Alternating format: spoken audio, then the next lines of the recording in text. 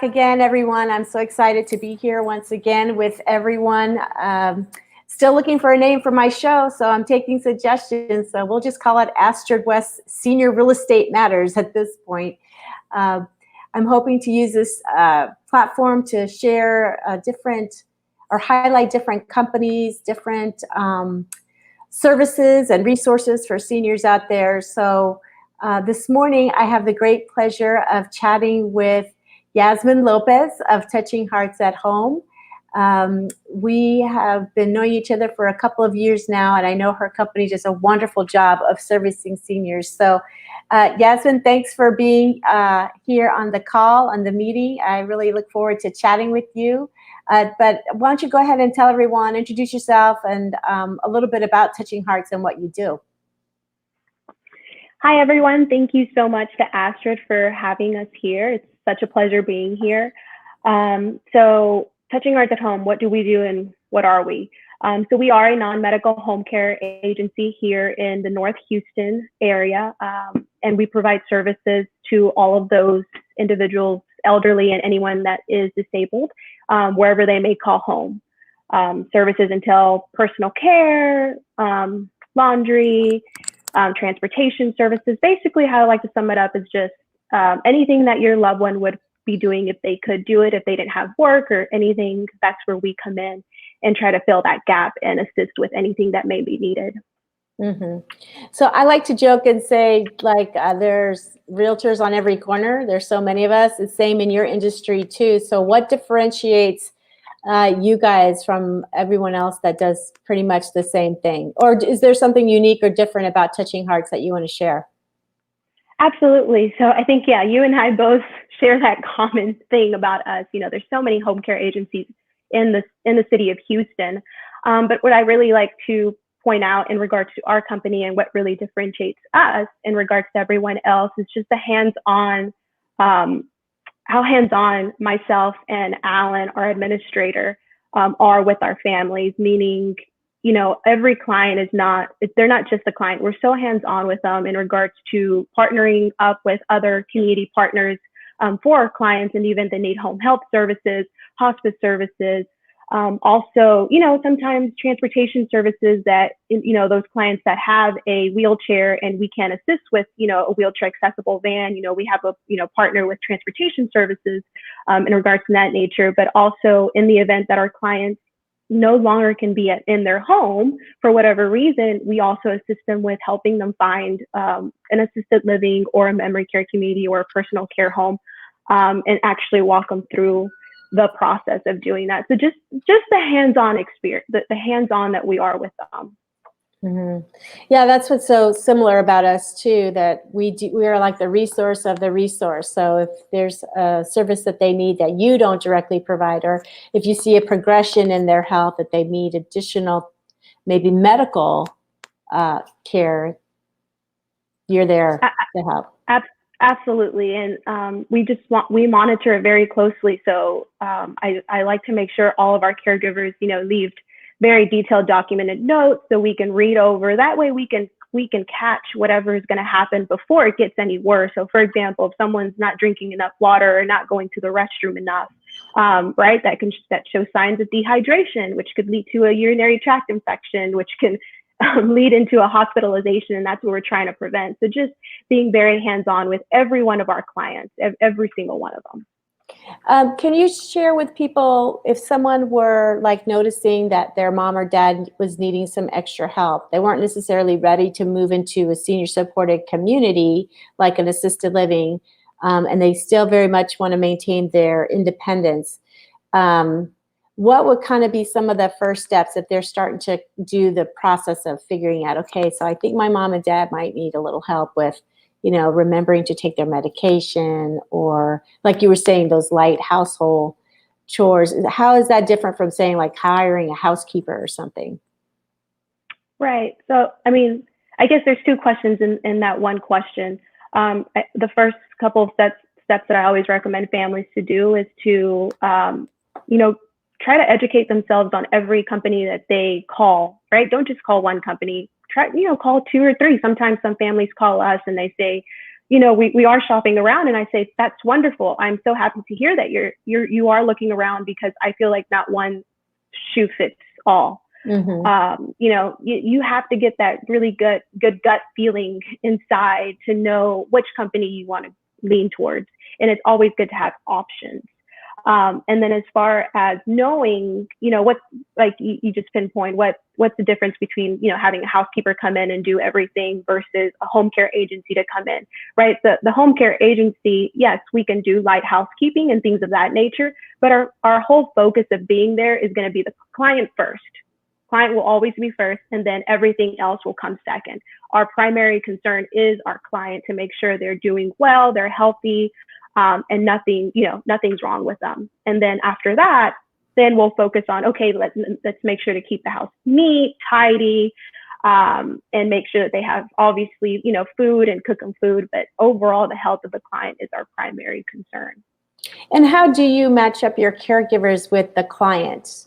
What is that process like? Because I'm sure, again, I'm trying to put myself in the position, if my dad were at home and he needs extra help, and I know his personality is kind of gruff sometimes. Like, how do you match up the caregiver with the client? I get asked this question so many times over the phone with different family members. And what I always tell them is, I always want to get to know what prompted you to give us a call. Really knowing what's going on in the home. Did the person is high fall risk, stroke, any, things of that nature. After I know what's going on in the home, then I determine, okay, I want to be able to put the best experienced person in the home. I don't want to put someone that's, not too experienced with what's going on, because I want to make sure I set my caregiver up for success. So that's where I start. After I learn what's going on in the home and what exactly is going to be needed, then I lean towards, okay, I want to set up a consultation to meet the person, to see, what's the personality like, right? And then after that, I will determine myself what caregiver is going to be best in that home. And the reason I feel like I do a really good job of doing that is because I also conduct all of our orientations, along with doing, I'm also involved in an interview process.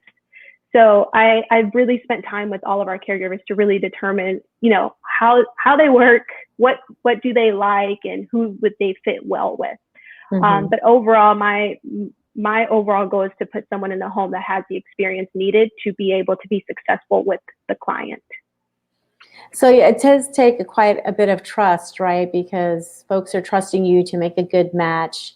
I'm sure you get people asking you as well, like, how do you vet the caregivers? Because I'm sure that's the other concern that people have is, okay, I'm going to allow a stranger into my parents' home to help care for them. How do we make sure that this person, has been vetted? Do you go through a process, or can you talk a little bit about that? Absolutely. So with the state of Texas, the state of Texas requires us to do a state background check, right? And the person has to pass that state background check.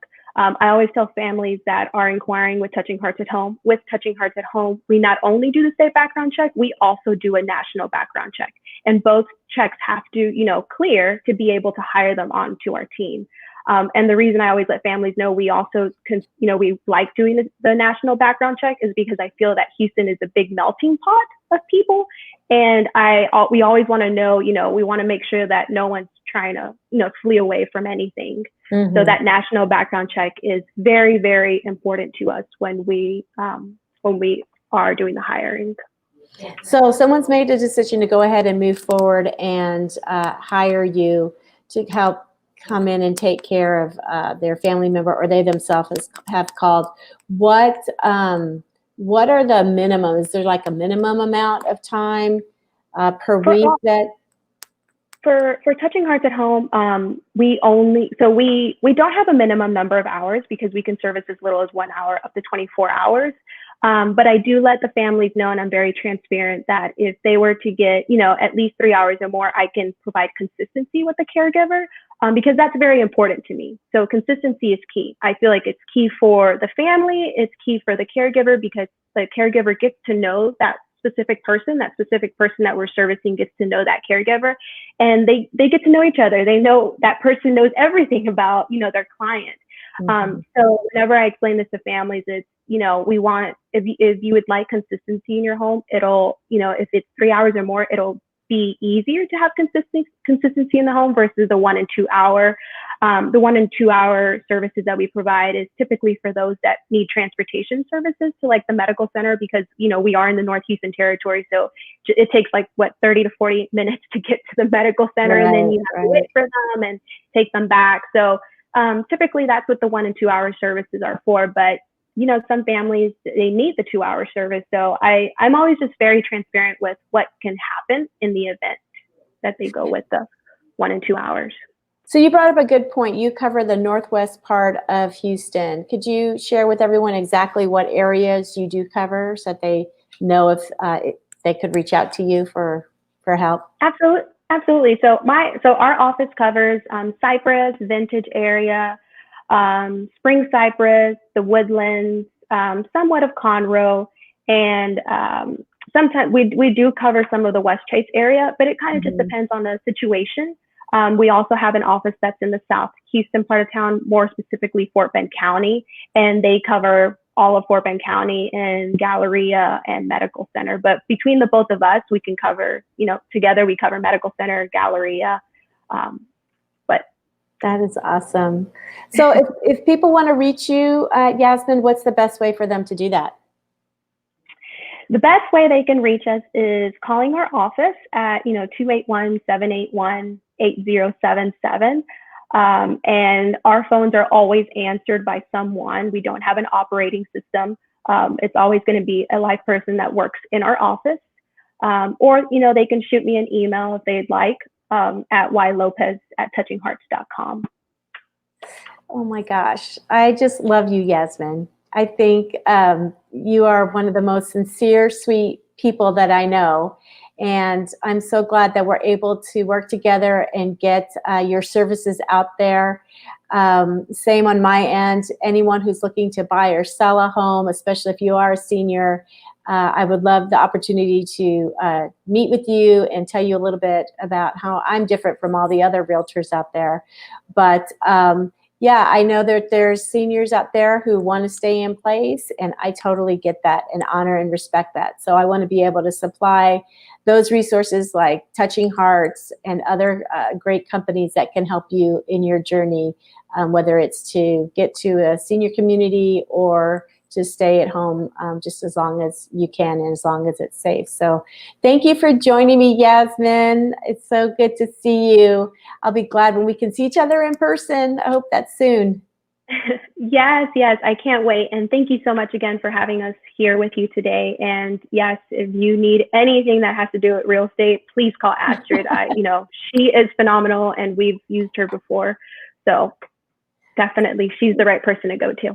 Again, I just want to remind everyone, if you want to join me again next week for another episode of Astrid's Senior Real Estate News, I'm going to be chatting with Sylvia Rochon. She is at Bristol Park, which is a assisted living community here in the northwest part of the city.